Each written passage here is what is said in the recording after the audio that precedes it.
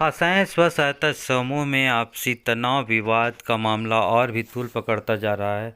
एक पक्ष के आरोपों का खंडन करते हुए दूसरे पक्ष ने सारे आरोपों को बेबुनियाद बताया है। आइए जानते हैं क्या कहना है दूसरे पक्ष का। आपके ऊपर क्या आरोप लगाया था? मेरे पे जो पर्सेंट का आरोप लगाई है, तो अगर वो सिर्फ मेरे पे क्यों बात करी, इतने सारे सदस्य हैं, एक तो वो तो गलत है, मैं उसको मान ही नहीं सकती। क्योंकि जब वहाँ नगर पालिका में जब बैठक हुआ था, मैं साफ साफ बोली थी कि मैं जितना महिला लोग जो काम करेंगे वही काम मैं करने के लिए तैयार हूँ। जितना सबको जो भी बंटवारा में जो भी मिलेगा पैसा, जो भी मुनाफे में जो फायदा जिसको मिलेगा, जिसको जितना मिलेगा, मैं उसी में मैं तैयार हूँ। मैं नगर पालिका में रवि सर और 12 महिलाओं के सामने मैं पूरा बोली थी कि जो महिलाएं जैसा काम करेगी, मेरे को जो काम बोला जाएगा मैं हर काम को करने के लिए तैयार हूँ।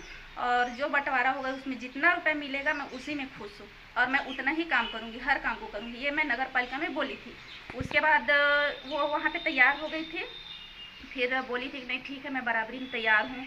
फिर वो आई और जब हम लोग गए बैठक करने, तो फिर हम लोग का इतना बेइज्जती करके मतलब निकाल दी। उसके बाद मैं फ़ोन भी करती थी, फ़ोन भी नहीं उठाती थी वो।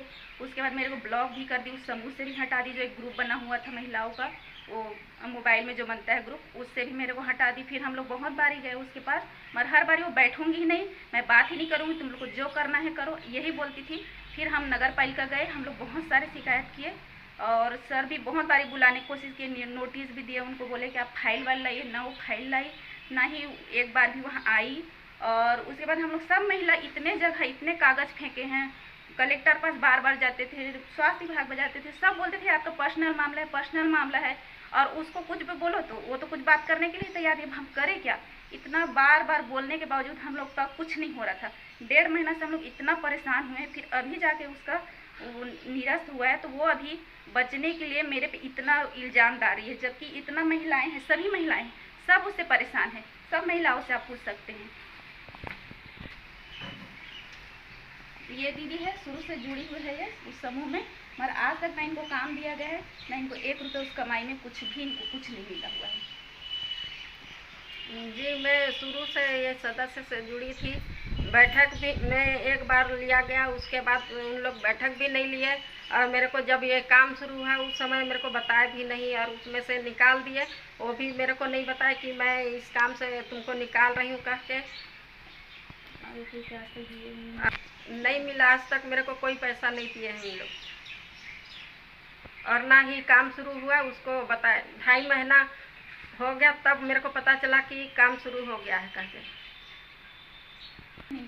हम तो काम किए, क्या लेकिन कर पैसा नहीं मिला। मैं ये समूह की कोषाध्यक्ष थी, पर ये बात हमको मालूम नहीं हुई। विवाद के तहत मुझे मालूम हुआ कि मैं कोषाध्यक्ष थी, न कोषाध्यक्ष जिससे अब हमको काम दिया गया था।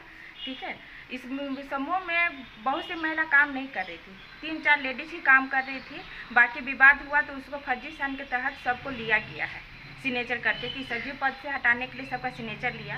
हम लोग सिग्नेचर करने से तैयार नहीं हुए तो हम लोग को समूह से निकाल दिया। वो समूह चला रही थी, पर उनका सभी काम ठेकेदारी के रूप में हो रहा था।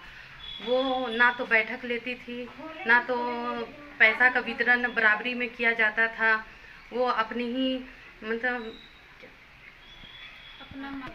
सबको नौकर जैसा काम करती थी। किसी को 2,000 में, किसी को 5,000 में, बराबरी का हक किसी को नहीं दिया जाता था। अगर कोई उस तरह से बीच में बोले तो धमकी दिया जाता था कि निकाल दूंगी, कर दूंगी। इसी के लिए मैं वो समूह से बीच में ही वो मेरे को हटा दी थी, तो मैं हट चुकी थी वो बीच से ही। और पैसा भी वो पूरा नहीं देती थी मेरे को। हाँ, एक्स्ट्रा काम का भी करवाती थी। हाँ, समूह में थे तो मेरे को काम से हटा दी थी।